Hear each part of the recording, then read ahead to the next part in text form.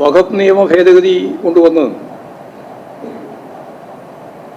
മതനിരപേക്ഷതയുടെ കാഴ്ചപ്പാടുകളിൽ ഏറ്റവും അടിസ്ഥാനപരമായി നിൽക്കുന്ന ന്യൂനപക്ഷ അവകാശങ്ങളെ തകർക്കുക എന്ന നയമാണ് കേന്ദ്ര സർക്കാർ സ്വീകരിച്ചിരിക്കുന്നത്. ഇന്ത്യൻ ഭരണഘടന വിഭാവനം ചെയ്യുന്ന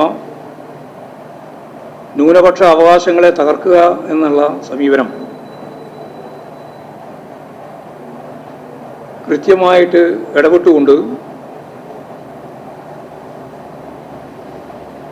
സുപ്രീം കോടതി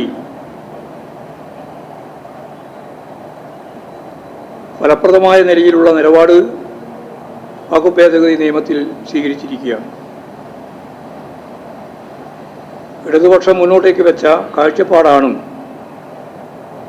ശരി എന്നാണ് ഇതിൽ നിന്ന് വ്യക്തമാകുന്നത്. ആരെതിർത്താലും ഈ ബില്ല് ഞങ്ങൾ നിയമമാക്കുമെന്നാണ് ആഭ്യന്തരമന്ത്രി അമിത്ഷാ എല്ലാവരോടുമായിട്ട് നടത്തിയ വെല്ലുവിളി. അതിനു നേരെയുള്ള അതിശക്തിയായ തിരിച്ചടിയാണ് സുപ്രീം കോടതിയുടെ ഇടപെടലിലൂടെ ഉണ്ടായത്.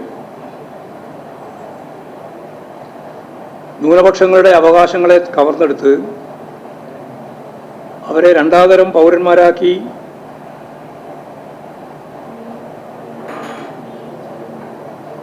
വർഗീയ ശക്തികൾ ആസൂത്രിതമായിട്ട്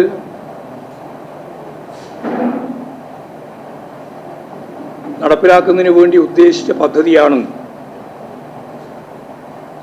യഥാർത്ഥത്തിൽ വഖഫ് ഭേദഗതി നിയമം. ആർട്ടിക്കിൾ 26 പ്രകാരം ഇന്ത്യയിലെ ഓരോ മതവിഭാഗത്തിനും ദാനത്തിലൂടെ ലഭിക്കുന്നതുൾപ്പെടെയുള്ള സ്വത്തുക്കൾ ആ രീതിയിൽ സ്വരൂപിക്കാനും സമുദായ സ്വത്തുക്കളുടെ മേൽനോട്ടം, നിയന്ത്രണം തുടങ്ങിയവ മൗലികാവകാശത്തിൻ്റെ ഭാഗമായിട്ടാണ് ഭരണഘടന ആർട്ടിക്കിൾ 26 പ്രകാരം കൈകാര്യം ചെയ്യേണ്ടത്.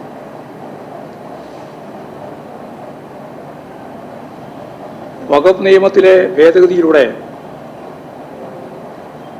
വഖഫ് സ്വത്തുക്കളുടെ സംരക്ഷണം സ്വയംഭരണാവകാശം അവരെ സംബന്ധിച്ചിടത്തോളം മോദി സർക്കാർ അത് പരിമിതപ്പെടുത്താനാണ് ഭരണഘടനാപരമായ അടിസ്ഥാന നിലപാടുകൾക്കെതിരായി അതിനെ മറികടക്കാൻ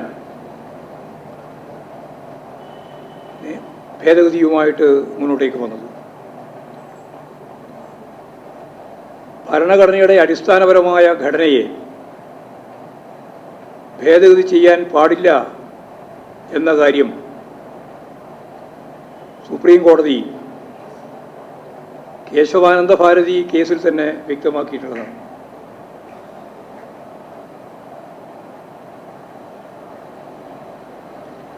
ഇതിലൂടെയാണ് മതനിരപേക്ഷത എന്ന ഏറ്റവും ശ്രദ്ധേയമായ അടിസ്ഥാനപരമായ സമീപനം അംഗീകരിക്കപ്പെടുന്നത്.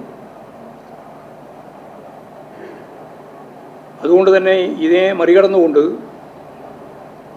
നിയമം കൊണ്ടുവരുമ്പോൾ ശരിയായ നിലപാട് സ്വീകരിക്കാനുള്ള ഉത്തരവാദിത്വം ഭരണഘടനയിൽ നിന്നുകൊണ്ട് തന്നെ സുപ്രീം കോടതിയിൽ നിക്ഷിപ്തമാണ്. ആ ഭരണഘടനാപരമായ ഉത്തരവാദിത്വമാണ് സുപ്രീം കോടതി നിർവഹിച്ചിട്ടുള്ളത്. അതുകൊണ്ട് തന്നെ സുപ്രീം കോടതി എടുത്ത നിലപാട് പാർലമെൻറ്റിന് മുകളിലുള്ള കടന്നാക്രമമാണ് എന്നെല്ലാമുള്ള ഭരണകൂട സംവിധാനത്തിൻ്റെ ഭാഗമായിട്ടുള്ള ആളുകളുടെ തന്നെ വ്യാഖ്യാനങ്ങളും വിശദീകരണങ്ങളും ഭരണഘടനയെ തന്നെ വെല്ലുവിളിക്കുന്ന ഒന്നായിട്ടാണ് കാണേണ്ടത്.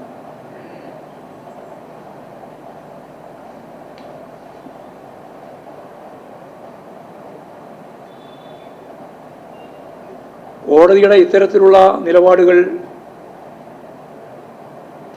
തടയുക എന്ന ലക്ഷ്യത്തോടു കൂടിയാണ് കേന്ദ്ര സർക്കാർ സുപ്രീം കോടതി ജഡ്ജിമാരുടെ നിയമനാവകാശം ഏറ്റെടുക്കാനുള്ള ശ്രമങ്ങൾ നടത്തിക്കൊണ്ടിരിക്കുന്നു. ഇതെല്ലാം കൂടിച്ചേർന്ന് വായിക്കുമ്പോഴാണ് അമിതാധികാര വാഴ്ചയുടെ സ്വഭാവം നമുക്ക് മനസ്സിലാകുക.